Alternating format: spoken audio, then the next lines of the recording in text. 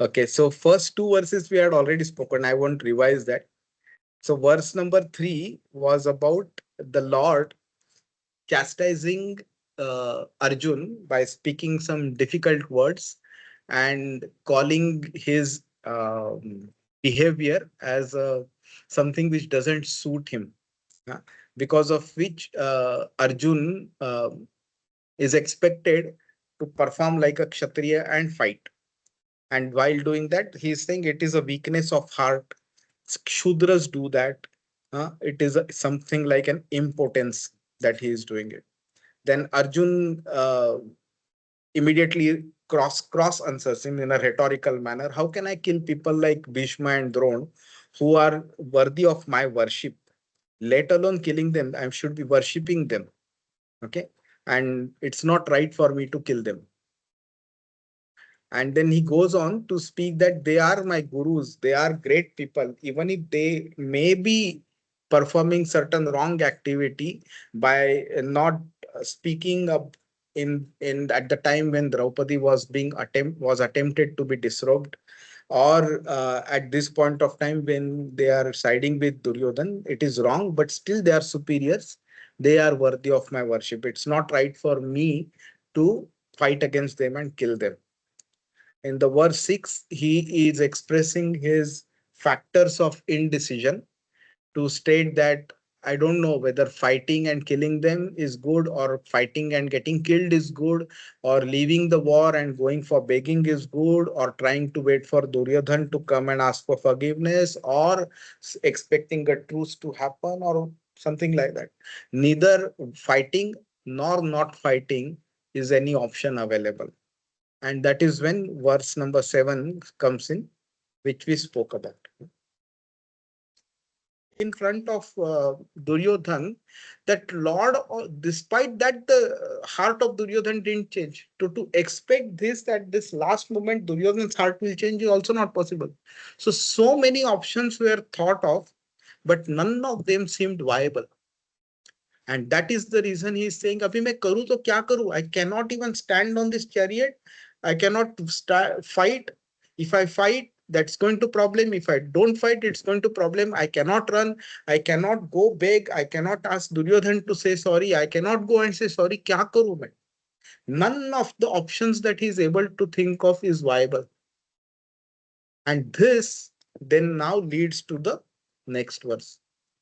So you see how these complete situation has been so fantastically explained that Arjun doesn't find absolutely any option other than to surrender to Lord Krishna, become his disciple, and ask for instructions. And that is this verse. So, this is one of the most famous verses of Bhagavad Gita. You may have heard this before. The only two or maybe three verses that the society has made famous is that Paritranaya Sadhuna become famous, and Karmanya Vadhikaraste, right? So these are the two or three verses that generally people know. And then part of this, the fourth line of this verse is famous to a certain extent. So let's read this. कार्पण्यदोषोपहतः स्वभावः पृच्छामि त्वां धर्मसम्मूढचेतः यच्छ्रेयस्यान्निश्चितं ब्रूहि तन्मे शिष्यस्तेऽहं शाधि मां त्वां प्रपन्नम्. Yeah. Now I'm confused about my duty. I lost all control of the bird measurement to this. In this condition, I'm asking you to tell me for certain what is best for me. Now I'm your disciple and a soul surrender into you. Please instruct me. So as we spoke earlier, this is the way one should approach a guru, right? अगर मैं किसी गुरु के पास जाता हूँ, let's say I want to teach maths or learn maths, हाँ, and मैं जाता हूँ, अरे मेरे को सब आता है मेरे को, I know everything, what can you teach me? What will he say? Okay, then go. Why have you come here? Right?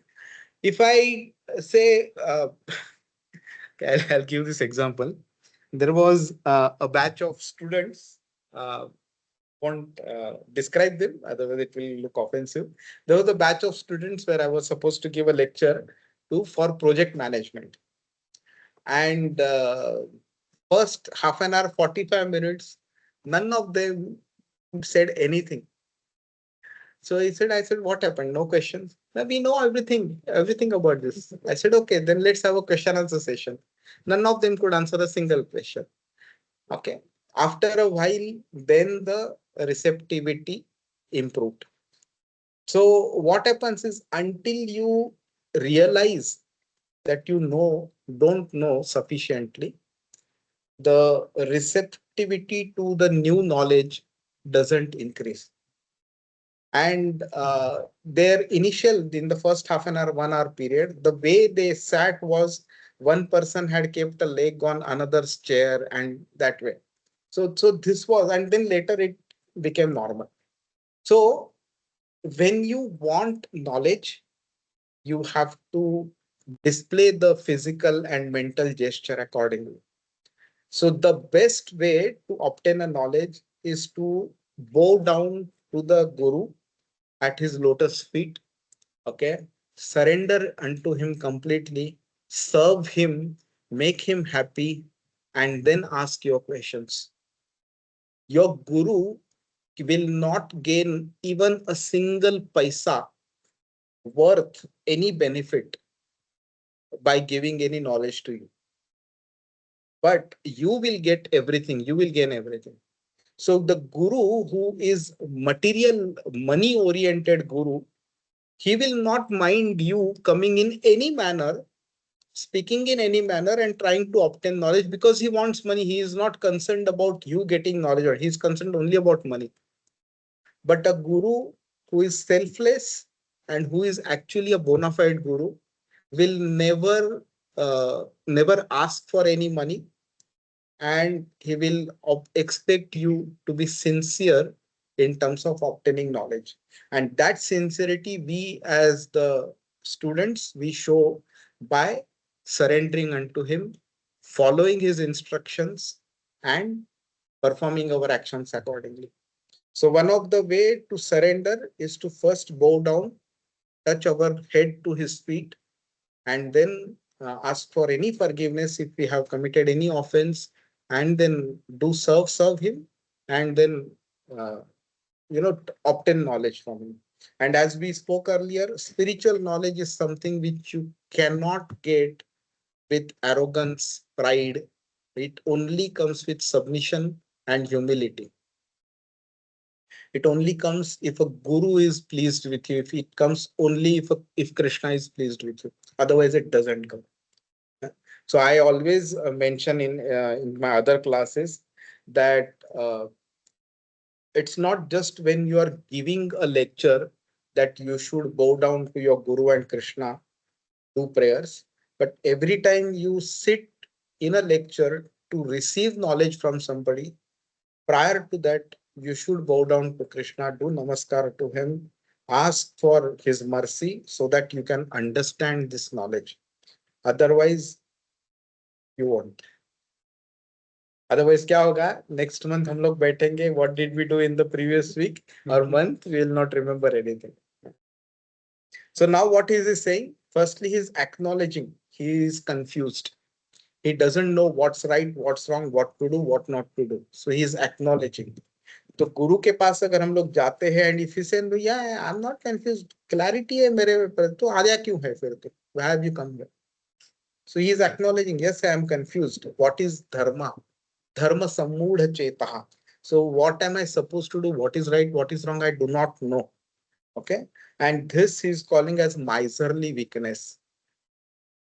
Can you guess why this miser word has come here? He is saying karpanya dosho pahata swabhava. Karpanya.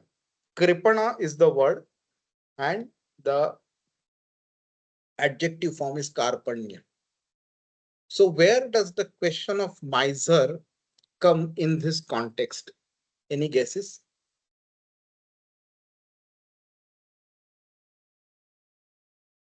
So what does a miser do? He is very stingy. He does not spend, right? So what generally happens with such misers? Either they will give up their body and still have a lot of wealth, which they could have used it for themselves or their children, but for the body, which they don't do, right? So the miser does not know the how the money should be used, which means how the utilization should happen. The miser doesn't know it well, right? Similarly, he is saying, I have this body, but I do not know how to use it. I am using it for the wrong purpose. I do not know what's the right use of it. So that's why the word miser is coming here now. Okay. So he is now saying, you tell me, Nishchitam Bruhi, you tell me exactly what is right for me and not right for me. When do you think, let's say you acknowledge you are confused. Okay, let's say you want to learn mathematics. Confused है, linear algebra, पता नहीं क्या है, quadratic equations, पता नहीं क्या है. Okay, then will you go to somebody who is studying in grade 5? Beta, I surrender unto you, please teach me. You won't. Why? You know he doesn't know it. So how did you come to that conclusion that he doesn't know? Based on your understanding about him, right? Based on whatever somebody may have talked about that child, right? So that means the analysis of the person's ability to whom you are surrendering also is important, right? You do not go to any college school and apply for an admission to, let's say, MBBS. If you go to an engineering college, they cannot teach you MBBS. So you first do the analysis. Is this university, school, college, or this person capable of teaching me? And only then you approach him for knowledge, right? So Arjun, अभी तक तो उसको भगवान has not even revealed himself to him. So how does Arjun decide that he is the right person? बराबर है ना? Meaning, when I come to you and you tell me about your greatness, only then I will know, wow, you are such a great person. I have come to the right person.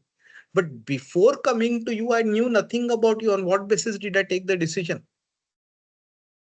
So it signifies that Arjun wasn't completely unaware of Krishna. Okay, and that confirmation will come to us in the verse 13 of chapter 10. So verses 8, 9, 10, and 11 of chapter 10 are the Chatushloki Bhagavad Gita. Okay, where the Lord describes his greatness completely. And uske baad Arjun starts speaking, acknowledging the Lord's greatness. And in the 13th verse, it says that until now, great people like Narad Muni, Vyas Rishi, Deval Rishi, Asita, and various people had already spoken to me about you and your greatness. Now you yourself are speaking to me and confirming this. So these conversations between Arjun and the other great people had already happened. So Arjun did not have any doubt about the Lord. So this whole dialogue is happening only for people like us, not Arjun. Arjun to ek nimitta hai, only a instrument where these instructions are required to be given. Now he is saying, now I am your disciple, I am surrendering unto you, please instruct me. Now verse number 8. Nahi prapashyami mamanupadyat yachokam indriyanam अवाप्य भूमा वसपत्नम रुद्धम राज्यम सुराणाम अपि चाधिपत्यम. Yes. No means to drive away the greed, which is drying up my senses. I will not be able to dispel it even if I win a prosperous, unrivaled kingdom on earth with sovereignty like the demigods in heaven. Okay. So now few points that we need to understand. So this is the 8th symptom that he is highlighting, the physical symptom, which is a bodily symptom, and which displays, which happens in case of any grief when it overtakes a mind completely. So the first six symptoms, like, body is burning, trembling, hair standing on end, we read that in the first chapter. The 7th one was when he talks about weakness of heart. And the eighth one was this one, the drying up of senses. Now we talked about the other day that senses are subtle.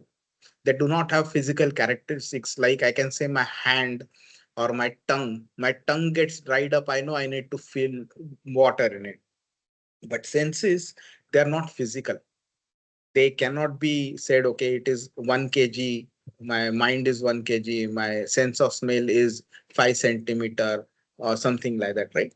So senses getting dried up, it's a kind of a just a comparative stuff. He is saying that I'm unable to take any decision. It is basically uh, unable to perform any action.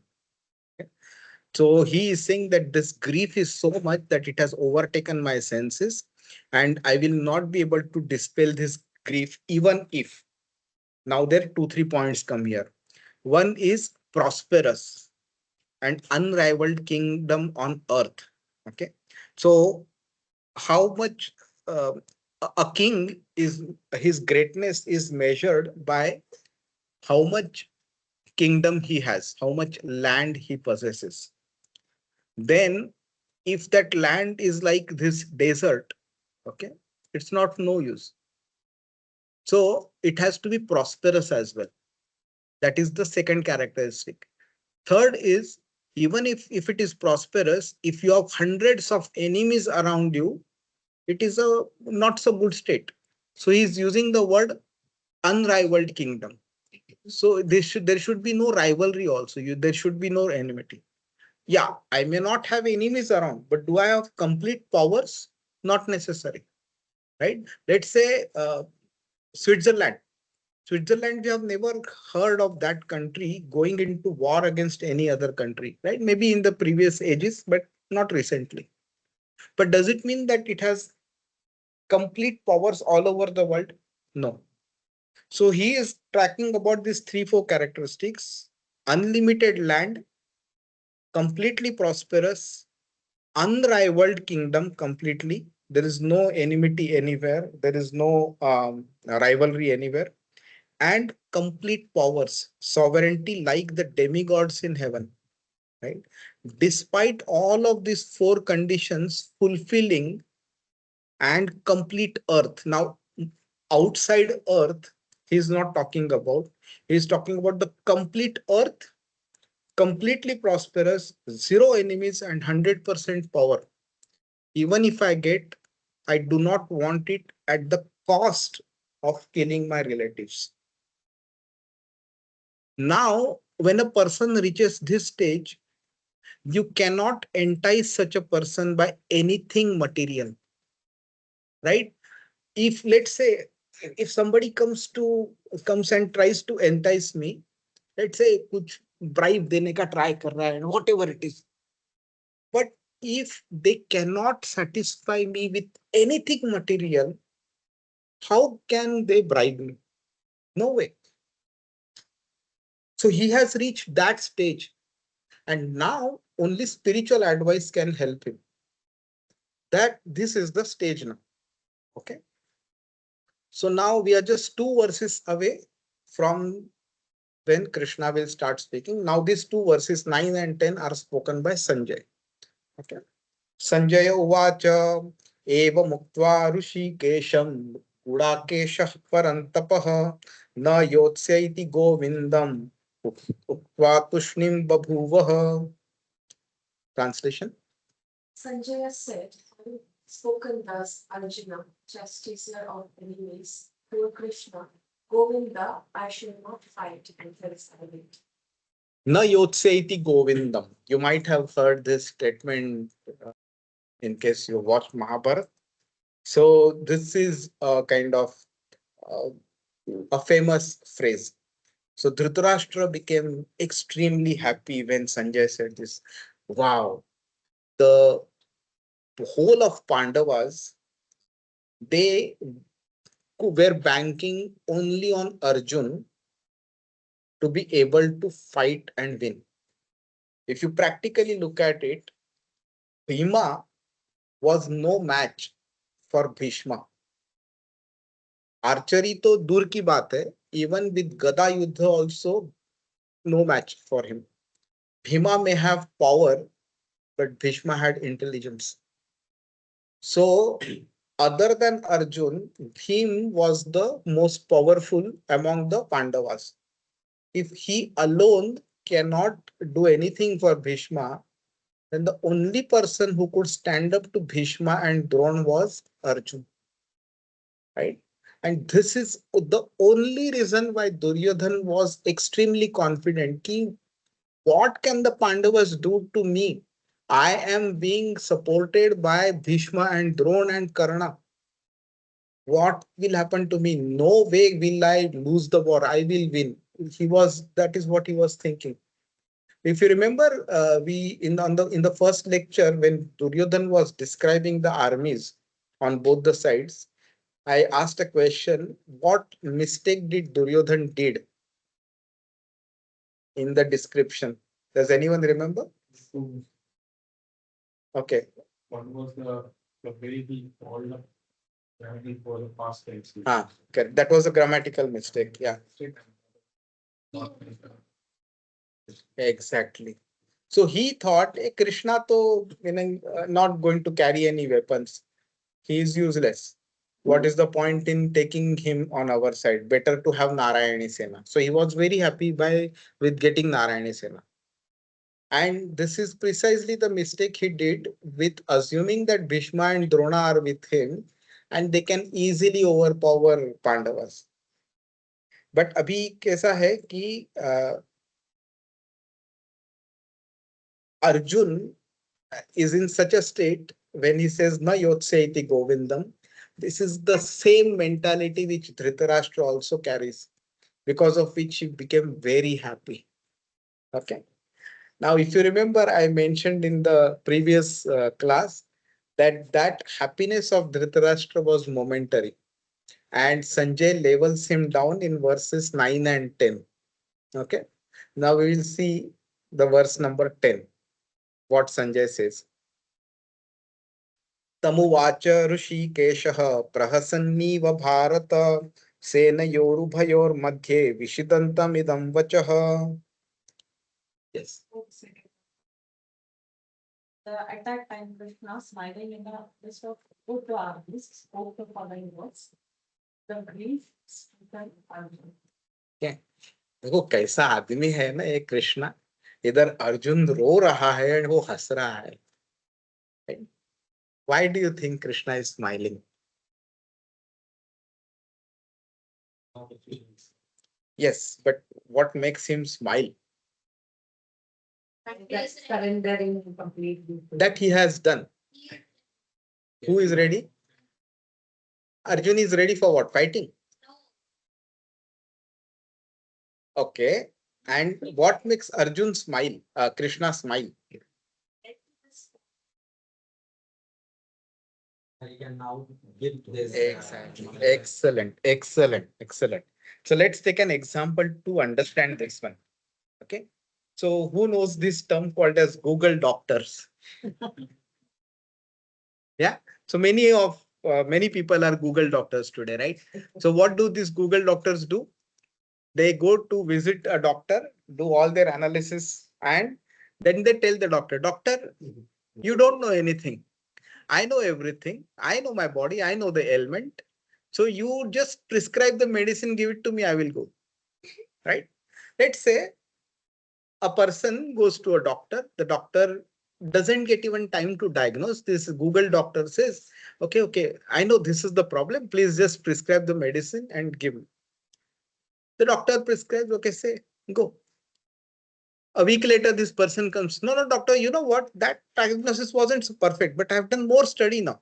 This is actually the problem. So you should prescribe so and so medicine to me. Doctor says, no problem. Take this medicine, go. Again, a week later, is coming. Doctor, I did that analysis, but it's not this one. This is the third analysis that I have done, and I'm confident this is the right one. Hey, give me this so and so medicine. Doctor gives the medicine, and again he comes in the fourth week. And at that time, the seriousness of the disease has increased.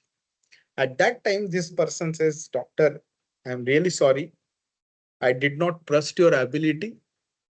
My diagnosis has completely gone wrong. I surrender unto you. Please diagnose me and give me a medicine. At that time, the doctor smiles, not because he's happy with his diseased condition, but it has opened the doors for the doctor to diagnose and give the right medicine to him. So this is the condition of Arjun. So far, he has been diagnosing his problem, analyzing it so nicely, giving justification, and then telling him this is the reason, that is the reason I should not fight, and why I should not fight, and all of that. Finally says, I am confused. I don't know what to do. Please instruct me. Which has opened the doors, and now Krishna is smiling. So somebody who doesn't go into the depth of Bhagavad Gita and tries to read it only at the level of Sanskrit and the translation will never understand the meaning behind this smiling. And may interpret कि यार कृष्णा क्या भगवान है, ये क्या भगवान होता है क्या? हाँ, ऐसा कोई भगवान हंसता है? मैं इतने दुख दर्द में हूं एंड भगवान इज लाफिंग एट मी. वो भगवान हो ही नहीं सकता.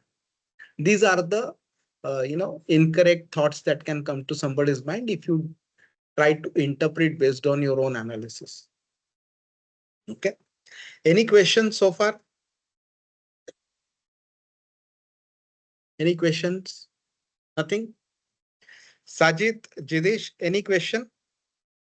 No, Sachin, please. Okay.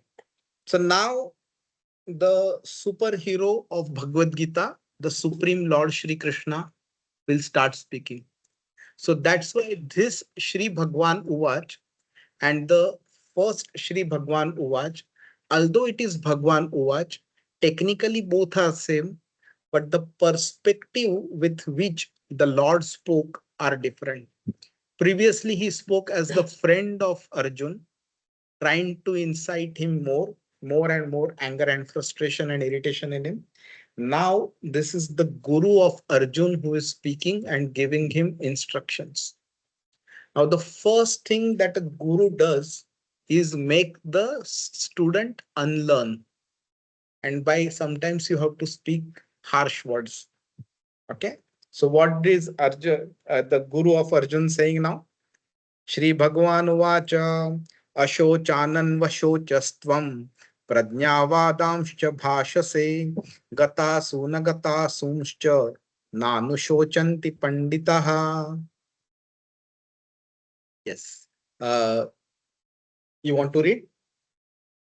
Okay.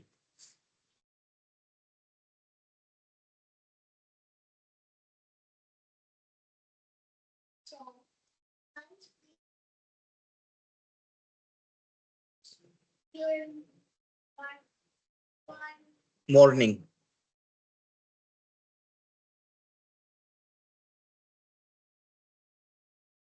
Yeah.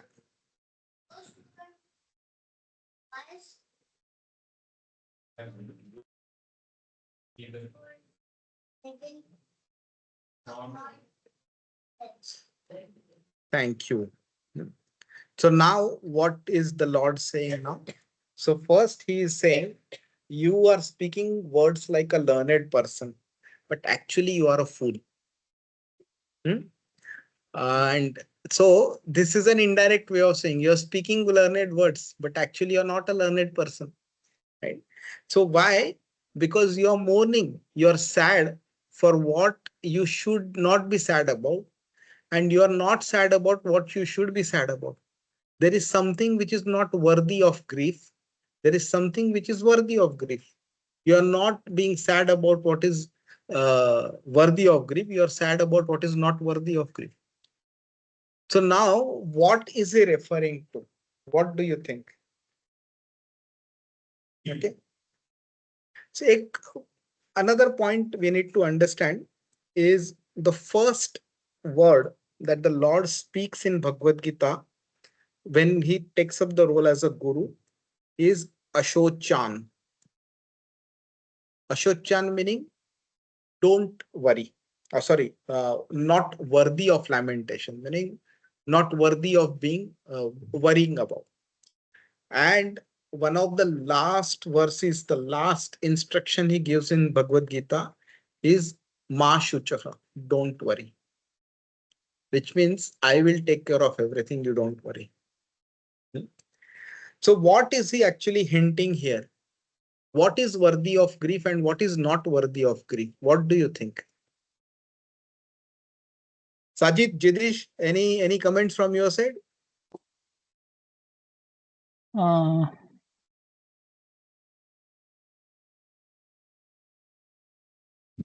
Okay. So not worthy of grief is the body and worthy of grief is the soul. So why is he calling him as a fool? Because he is talking only about the body. He has not talked anything about the soul. So somebody who worries only about the body and does not care for a soul is a fool. And that is what he's highlighting here. Speaking like a pandit, but actually you're not a pandit. These words are not correct. And that is how the unlearning phase has been started here now. Okay. So he is saying those who are wise, who understand the difference between a body and a soul, and they have matured sufficiently in knowledge, they do not meaning grieve for neither the living nor the dead. And ye kyun hai? We will understand this over the next 3-4 chapters. It's a long process, but we will understand it. Okay. नत्वे वाहम जातु नासम नत्वम नेमे जनाधिपाः न चैव न भविष्यामः सर्वे वयमतः परम. Sajid, you want to read the translation? Never there were a time when I did not exist, nor you, nor all these kings, nor in the future shall any of us cease to be. Now, he has directly come to a particular point. What that point is, he is not highlighting it at this in this verse. He will highlight in the next verse. Okay, but what is he highlighting now?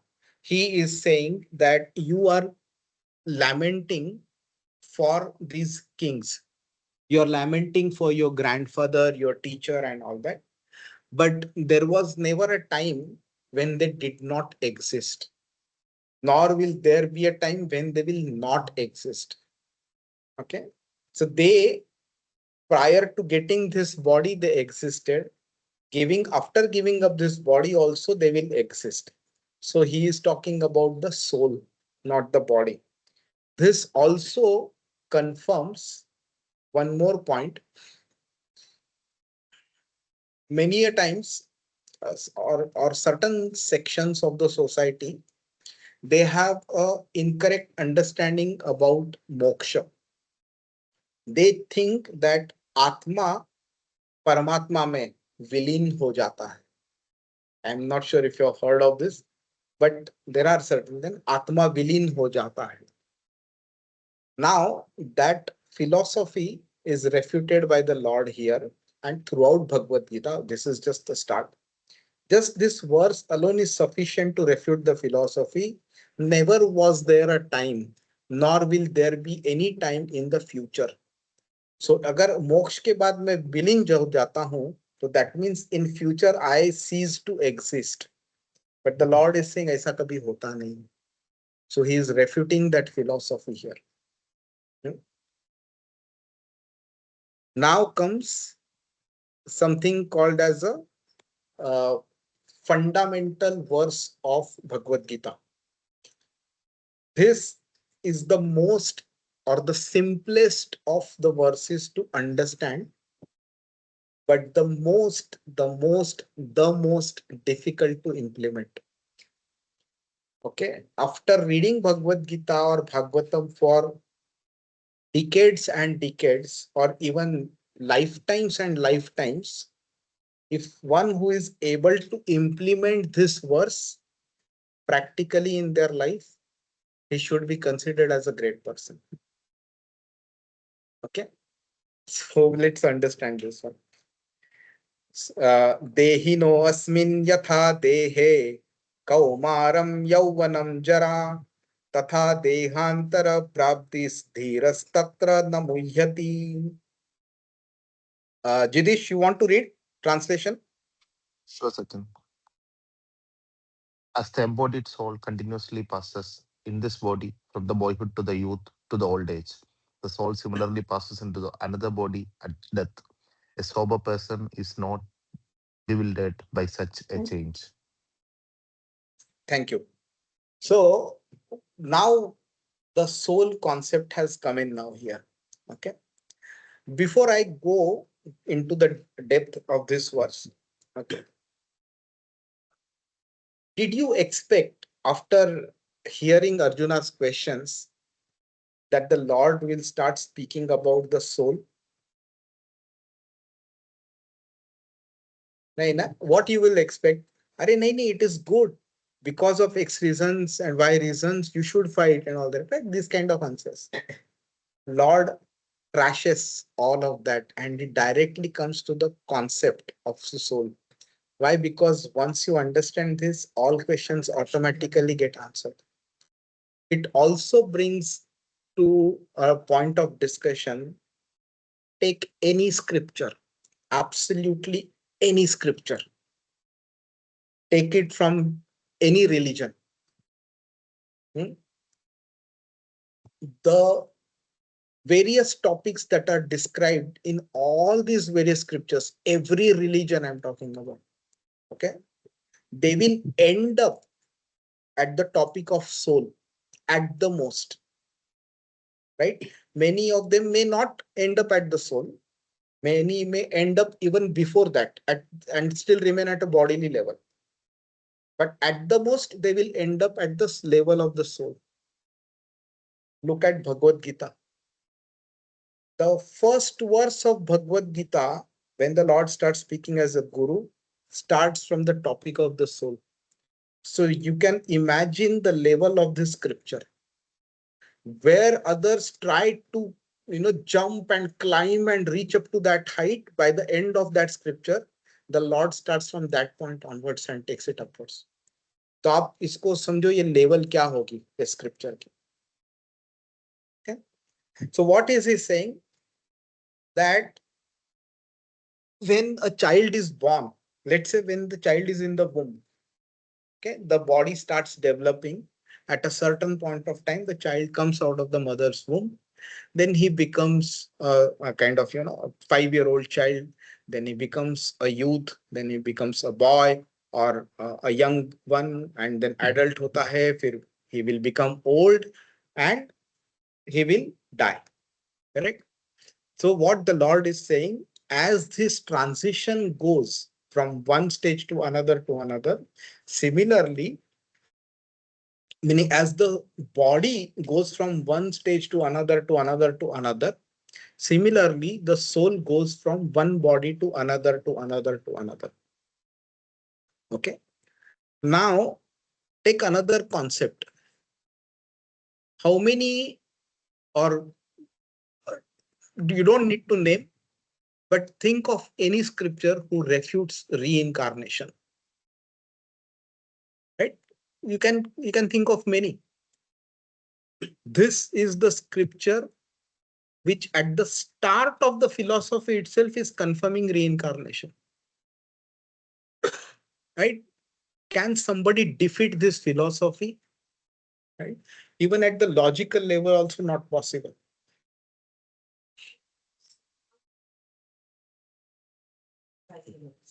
So now, if you are saying souls are, it's just a cycle that is happening. How is that the population of the human beings were small in number and it is growing? Are new souls getting added? No, no. The number of souls do not increase, do not decrease. Okay. What you are seeing is only from a human being's perspective. What you are unable to see is there are various other living entities. correct? So you can see lots of insects, you can see lots of animals, birds, trees, right? So many of them. So they also are living entities, they also have a soul. Then you may say, okay, fine, but let's assume that at a certain point of time, the species will decline or increase. Where are they coming from, right? So let's take another example. Within your body, you have trillions of microorganisms, right? They also have a soul. They are also living entities. So plants and Everyone has a soul, right? Then you may say, so does it mean that within the earth or within the universe, the number of souls are finite? No, right? The universe that we are in is one of the many universes. Yes, and because all of these universes exist in the material world, souls do get transported from one universe to another. And where we understand this one? In Srimad Bhagavatam. Even partially it is explained in Bhagavad Gita also. The creation of the universe and the destruction, this is explained philosophically in the fifth canto of Srimad Bhagavatam. there's no soul that ceases to exist. Yes. And no new soul is. No. So when the universe was created, all the souls were. Exactly. Correct. And then you're referring to only one universe. There are countless other universes. Yeah, we don't know. We don't know. No, they are finite, but that may be a huge number and we don't know that. Sachin, this Srimad Bhagavatam is Bhagavad Puran, okay. the 18th Puran. Okay. So now, why is it uh, so simple to understand? Yeah, we see our body when we were 5-year-old, how did we look? When we were 15, 25, 35-year old, how are we looking today? Right? How we may look too old, right? So the body has undergone changes, right? Internally also changes may have happened, but that living entity within the heart of that body still is the same. And that is confirmed by some few next verses that the soul does not get changed. It is a changeless. The soul is changeless, immutable. Hmm? So that soul, what happens? You can think of it in this way. Uh, let's say you have 10 buckets of water. Okay, पूरा bucket water भरा हुआ है. Now every bucket of water has different colors. Okay, and you have a, let's say, a ball in your hand. You put that in the first bucket. After few minutes, you take it out, you put it in the second bucket. After few minutes, you take it out, put it in the third bucket. So what does this mean? That the ball has moved from bucket to bucket to bucket, correct? The same thing happens. You rise upwards and look at the souls and the bodies from a upward level. Then you will see the soul is just moving from one body to another, to another, to another. And that is the reason why karma also gets carried forward from one life to another. If reincarnation doesn't exist, can you please explain why is a child sometimes born in a crippled state? Why is a child sometimes born as with meaning richest of the parents? Why is a child sometimes born with very poor parents on the streets of a city, not having sufficient food to even eat? Why is a child sometimes born so beautiful, becomes as talented as even Sachin Tendulkar, Virat Kohli? Sometimes that child doesn't have anything. Why is a child sometimes killed within the womb of the mother? Why does this happen? If you cannot explain this one, you just cannot call it as coincidence, right? Science takes a convenient route of calling it as a coincidence because they don't have any answer to it. But they do not.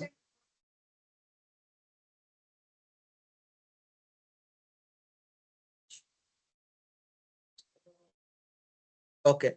Okay. Let me ask you in this manner. When somebody is born crippled, scientifically you can give a reason that certain chemical or a deficiency of a certain chemical or a vitamin or a protein caused that deformation. Fair enough. Because A happened, that's why B happened. Can you explain why A happened? Why was that certain chemical or certain protein or deficiency of it? Why did that happen? Then you will say, okay, that lady was supposed to eat so and so thing, but she did not. Possible. Correct. Then go apply that again, the cause aspect to it. Why was the lady not given that intelligence to eat? She has been consulting doctor, right? Every lady goes to a doctor. Does it mean that the possible, possible? Something would have happened. I know. Correct. There is a cause in there. Correct. But I'm not fully just. Yeah. So we have to apply the basic common questions, right? So why did this happen? If we go on cross questioning, then you will automatically reach an answer. Because for the moment, it may be a bit difficult for you to accept. When we reach fifth chapter, the verse 13, 14, and 15 will give you complete clarity. Even the verse 27 of third chapter will give you complete clarity. Yeah. And I will never, request you to accept it blindly until you get convinced. You should get convinced fully, after which you should accept. Until then, keep cross questioning. And I'm 100% sure Bhagavad Gita has answer to your question. It will answer. So now this is the basis of the whole of Bhagavad Gita. Okay. Everything that Bhagwan has taught in Bhagavad Gita. Okay. There are 5 topics that Krishna speaks in Bhagavad Gita. First is Jivatma, the soul. Then Bhagwan, that is himself. Then Karma, okay, that is action. Then Prakruti, that is the nature. Then the time, Kala. Okay. So for Jivatma, this is the fundamental verse. For understanding Atma, this is the verse.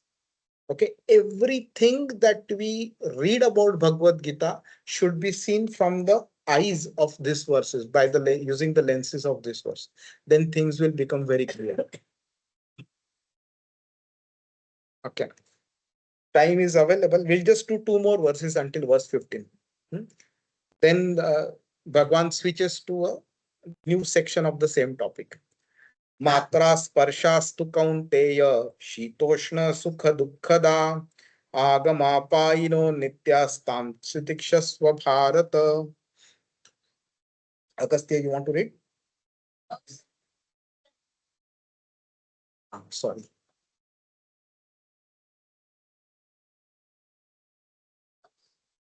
Unlike the appearance and disappearance of implants of the students, they arise from sense, perception, or Sign. must learn to tolerate them without being disturbed. Okay. Now this verse is kind of a leveler verse. Okay. First, let us understand this verse. So what is Lord saying? Firstly, do we acknowledge that summer and winter seasons happen, right? So winters are, we like them more, summers we don't like. Okay. Do they come after taking your permission? No, right? Nobody wants summer, but everybody has to, face it. Everybody likes winter, but nobody can retain it for long. When the time comes, they come. When the time comes, they go, right? And nobody likes it. Nobody wants them. Nobody can avoid them. Nobody can force them also, and you literally cannot do anything about it, right? So what is the Lord saying? That similar to winter and summer seasons, the happiness and distress also come into your life. Okay. How do we understand and apply this verse again properly? How many of you have gone to a temple and prayed to the God saying that, oh God, give me difficulties, give me sadness, give me miseries? Yeah. Anybody? No, nobody, right? Okay. So we know nobody does that, right? How many of you have gone to the Lord and asked, oh God, give me this happiness, this money, that money, right? Everybody, right? Now, if we don't ask for difficulties, but still they come to your life, then what does it mean? Either God ignores your prayers और God बोलता है कि boss you ask और you don't ask I am going to give it correct similarly when good things come in our life we may ask for sometimes we may ask for many things only few things come few things don't so again the god is saying the same thing you ask or you don't ask whatever is supposed to come to your will come to you right so which means what they are some they are like winter and summer seasons आप pray करो भाई इधर rain होना चाहिए होना है तो होएगा आप प्रे नहीं करो तो भी होगा प्रे करो तो होना नहीं है तो नहीं होगा so similarly winter seasons come they agama and apaino and anitya these are the three words used to explain their characters agam is to come apaino is to go and temporary anitya they come at their own wish. They go at their own wish, and they remain there for a very small period of time. Anitya, they are temporary. This is similar to your happiness and distress. You may become very happy because of getting something, but that happiness will be there for a certain time. Right? The first mobile that I bought in 1999, I was extremely happy. Right? 1 or 2 years later, that mobile was out of order. I bought a new one. Where was that happiness after I bought the second one? Destroyed completely. So what happens to this then? That happiness is short-lived, right? Similar to distress also, it is short-lived. I have done that. So similar to distress. So we don't ask for distress to come, it comes, but it remains for some time, it goes away, right? Abhi, take another example. When we were small children, we used to play we used to fight with our friends and all that. तो अभी कभी कभी हम लोग गिल्ली डंडा खेलेंगे या cricket खेलेंगे and all. Sometimes batting दिए बिना कोई सामने वाला भाग जाएगा. Yeah, it used to happen. तो क्या करते थे? भागेंगे उसके पीछे उसके झगड़ा करेंगे मारामारी करेंगे and all that. Now when we look at it, what will we say? अरे क्या पागलपन था रे? It was so silly. Why? Because we have improved our maturity level. Now we understand, at least compared to that age, that that was not something worth fighting for. That's why we are laughing at it. So what has happened? The situation has not changed. Our maturity level has increased. Correct. Similarly, when these summer seasons come, go, winter season come, go, happiness comes and goes, and distress comes and goes, what are we doing? We tolerate it. Do you have any option? You literally cannot do anything. किसी आदमी के ऊपर court का case चल रहा है कुछ कर सकता है वो कुछ नहीं जब आना है रिजल्ट तभी आएगा nothing can be done right now this doesn't mean you sit at one corner and take no efforts the Lord is not saying that but to think that you are the controller of the situation is wrong and to think that I will not take any action just because things are anyway going to come and go by themselves is also wrong right and this the Lord will explain so in nice detail that action performing the action is under your control results of the action are not under your control when summer season comes, doesn't mean ki I will go and stand outside under the meaning afternoon ka sun. Why summer season hai? You are anyway going to come. I am anyway going to feel the heat. So what should I do? I should tolerate? No. Come and sit inside the house. Protect yourself. That's simple, right? Nobody, just because summer season is there, doesn't mean we have to go and stand outside, right? So to think of it that because summer season has come and I am supposed to do nothing about it and stand outside in the hot sun, that is foolishness. The Lord is not expecting. What is the Lord expecting us to tolerate? The circumstances which are absolutely beyond your control.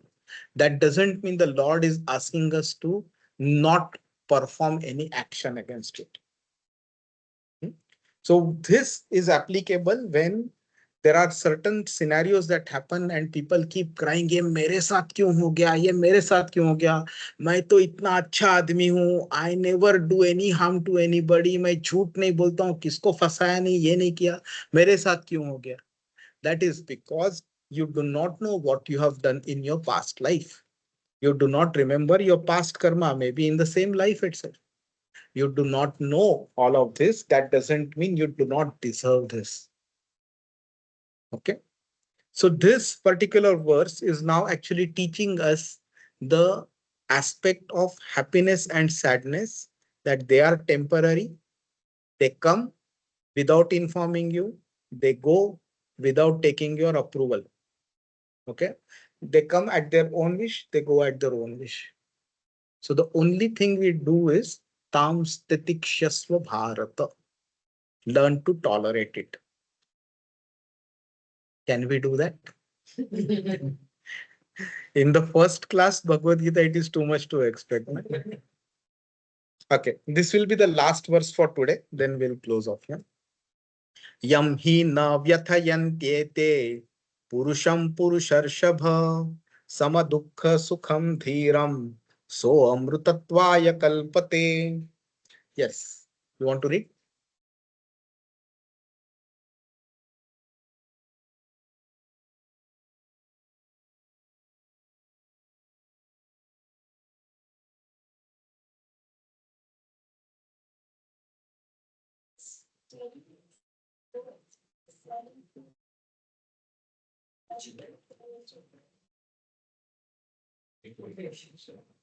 Okay. So he is now giving the result of such tolerance. So what happens when one tolerates this one? We accept that there is a something, kind of a higher power which controls all of this, right? Thus have summer and winter seasons. They are not people by themselves who will ring your doorbell and will wait for your invitation to come. They come, they go because they are controlled by somebody. Similarly, happiness and distress also is controlled by somebody.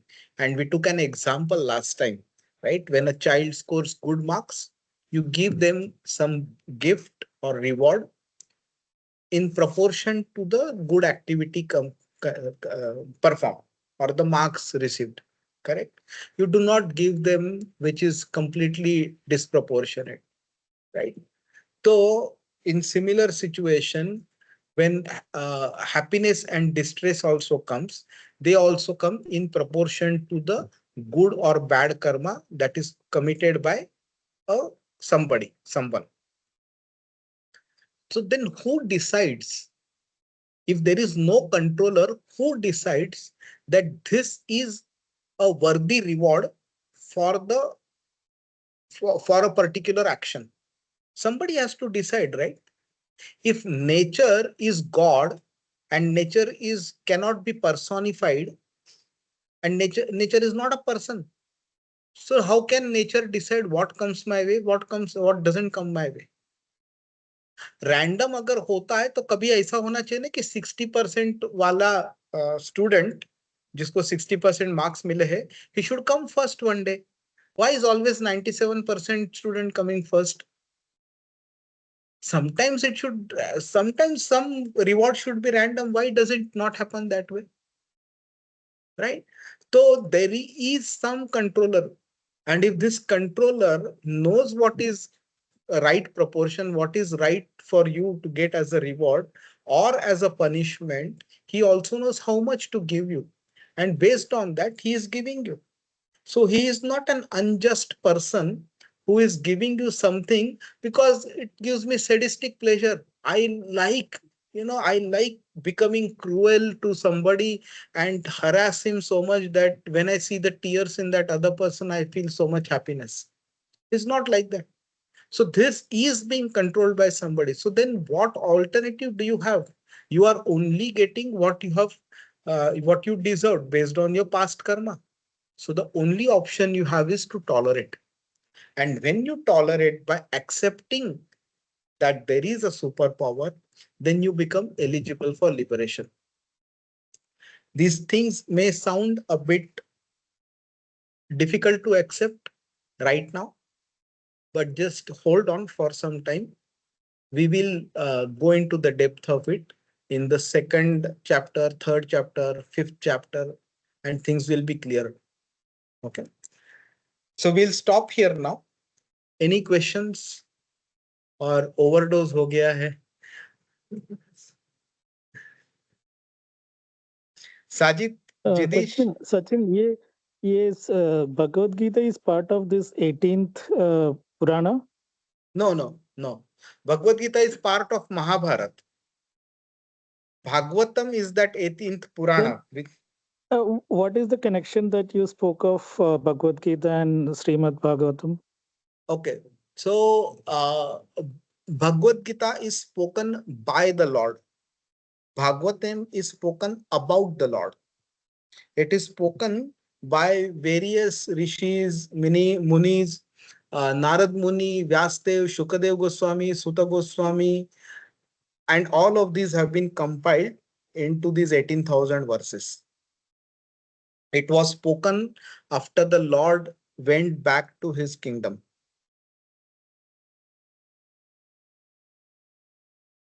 Okay? Okay. Fine. Any other question? Well, we can wrap up today. Yeah. Okay. Chalo. Thank you all for joining. See you next month. Thank you. Hare Krishna.